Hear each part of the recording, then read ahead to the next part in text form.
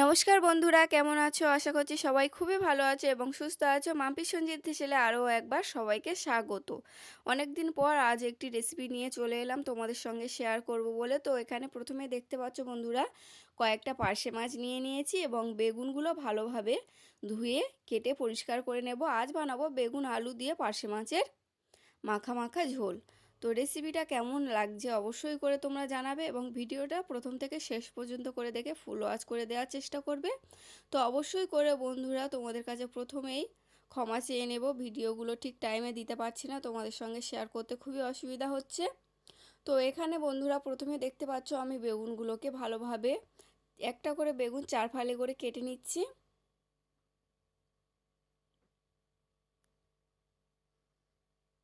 সবগুলো বেগুন এইভাবে আমি কেটে নেব। এরপর আলুগুলো আমি ভালোভাবে কেটে ধুয়ে পরিষ্কার করে নেব।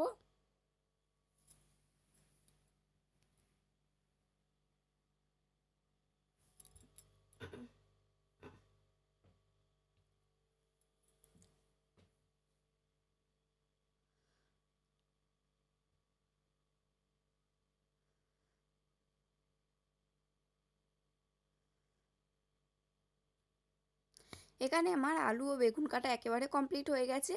এরপর চলো মাছগুলোকে ভালোভাবে ধুয়ে পরিষ্কার করে নেওয়ার পর মাছের মধ্যে পরিমাণ মতো দিয়ে দেব হলুদ গুঁড়ো, দিয়ে দেব লবণ,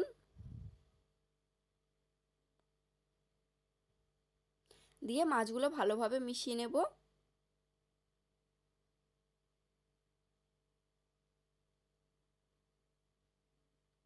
এরপর আমরা আজ গ্যাসের রেসিপিটি বানাবো। তো প্রথমে গ্যাসের ওভেনটি আমি জ্বালিয়ে নেব।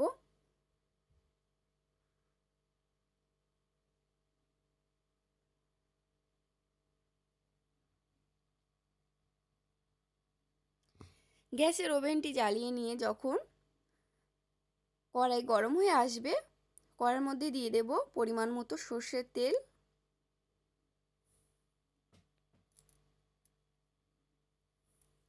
ভালোভাবে সর্ষের তেল গরম হয়ে আসলে মাছগুলো একে একে সাবধানে দিয়ে এপিট ওপিট করে ভেজে নিতে হবে।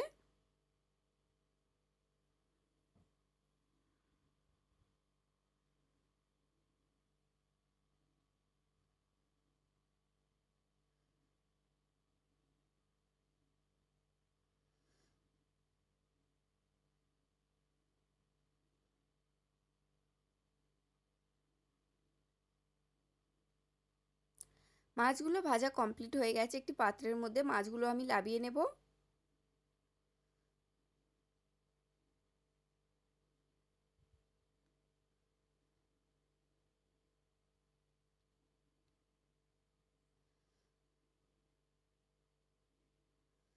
এরপর ওই তেলের মধ্যে কেটে রাখা বেগুনগুলো হালকাভাবে ভেজে নিতে হবে।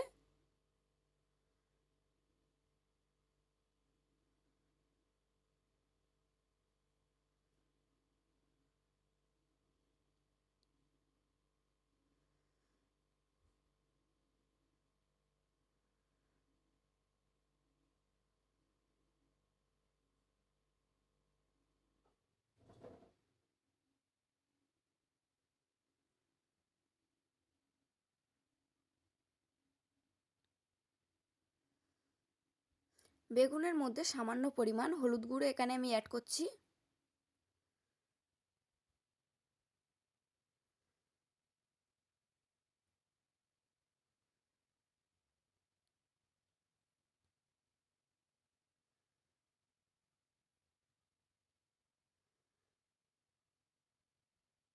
এই পর্যায়ে এসে বেগুনগুলো আমি নামিয়ে নেব।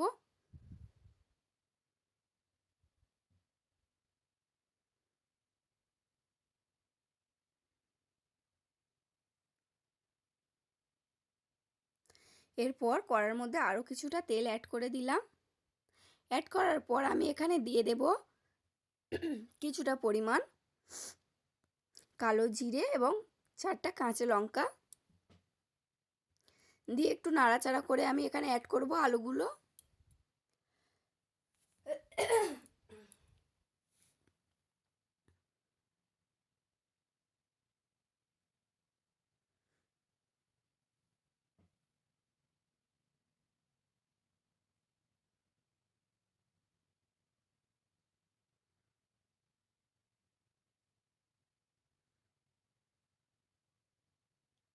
কিছুক্ষণ নাড়াচাড়া করে নেওয়ার পর দিয়ে দেব পরিমাণ মতো হলুদ গুঁড়ো,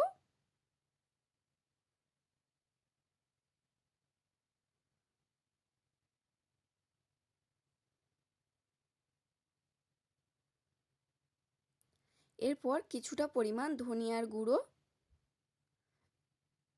এবং কিছুটা পরিমাণ জিরের গুঁড়ো দিয়ে ভালোভাবে কিছুক্ষণ এইভাবে নাড়াচাড়া করে কষিয়ে নেব। মশলা যেহেতু পুড়ে না যাওয়ার কারণে আমি এখানে কিছুটা জল অ্যাড করছি।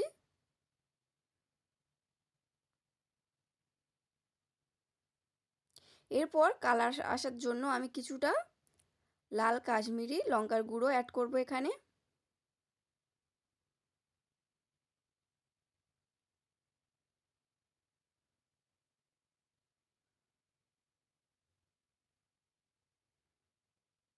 এরপর আলুর মধ্যে বেগুনগুলো দিয়ে অ্যাড করে কিছুক্ষণের জন্য নাড়াচাড়া করে নেব।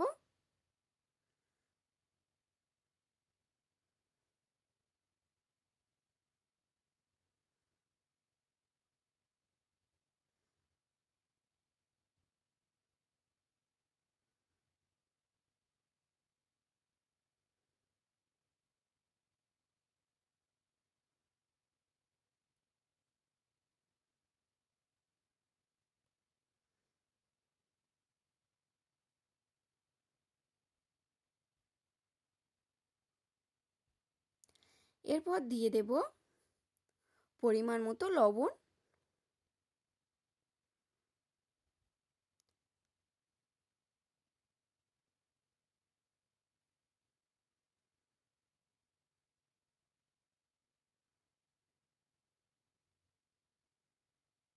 কষানো একেবারে কমপ্লিট হয়ে গেছে। এরপর দিয়ে দেব পরিমাণ মতো জল।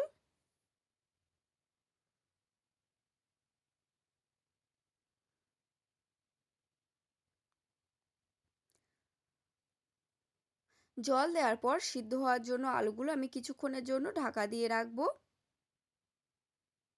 তো অবশ্যই বন্ধুরা এই নোনা মাছের রেসিপিটি যারা এইভাবে একবারও বানাওনি বাড়িতে বানিয়ে খেয়ে দেখো, খেতে খুবই ভালো লাগে।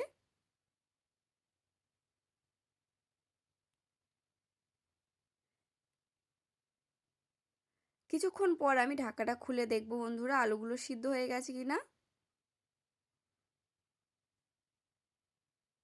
তো এখানে দেখতে পাচ্ছ বন্ধুরা আলুগুলো সিদ্ধ হয়ে গেছে। এরপর একে একে মাছগুলো আমি ঝোলের মধ্যে দিয়ে দেব।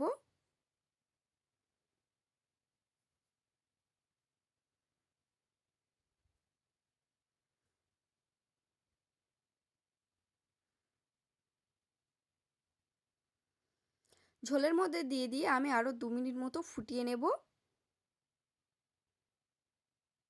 তো অবশ্যই করে যেসব বন্ধুরা আমার ভিডিওগুলো দেখছো অবশ্যই করে লাইক, কমেন্ট, শেয়ার ও সাবস্ক্রাইব করে দেবেন।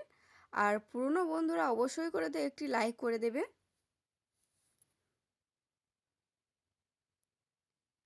এরপর সবশেষে আমি অ্যাড করব ধনিয়া পাতা। ধনিয়া পাতা দিলে এই রেসিপিটির স্বাদ আরও দ্বিগুণ হয়ে যায় খেতে। খুবই ভালো লাগে বন্ধুরা, অবশ্যই করে রেসিপিটি বানিয়ে খেয়ে দেখো, খেতে খুবই ভালো লাগবে।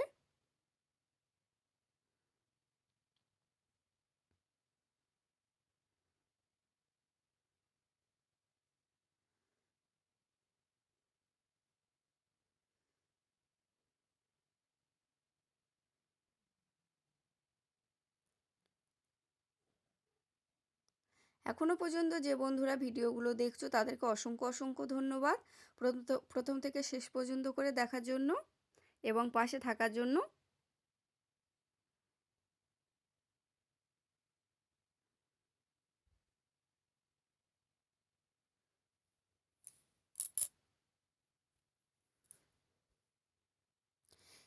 এরপর উপর দিয়ে ধনিয়া পাতাগুলো ছড়িয়ে দিয়ে কিছুক্ষণ পর নামিয়ে নিলে একেবারে কমপ্লিট হয়ে যাবে মাছের রেসিপিটি।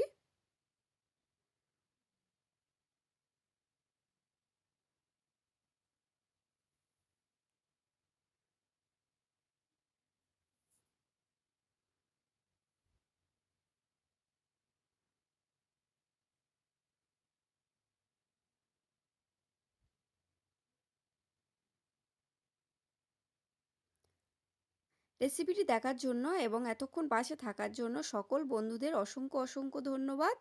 এভাবে আমার পাশে থাকার জন্য এবং ছোট চ্যানেলটাকে এত সাপোর্ট করার জন্য। তো রেসিপিটি খুবই অসাধারণ সুন্দর হয়েছিল খেতে। অবশ্যই করে একবার ট্রাই করে দেখো। সকল বন্ধুদের অসংখ্য অসংখ্য ধন্যবাদ।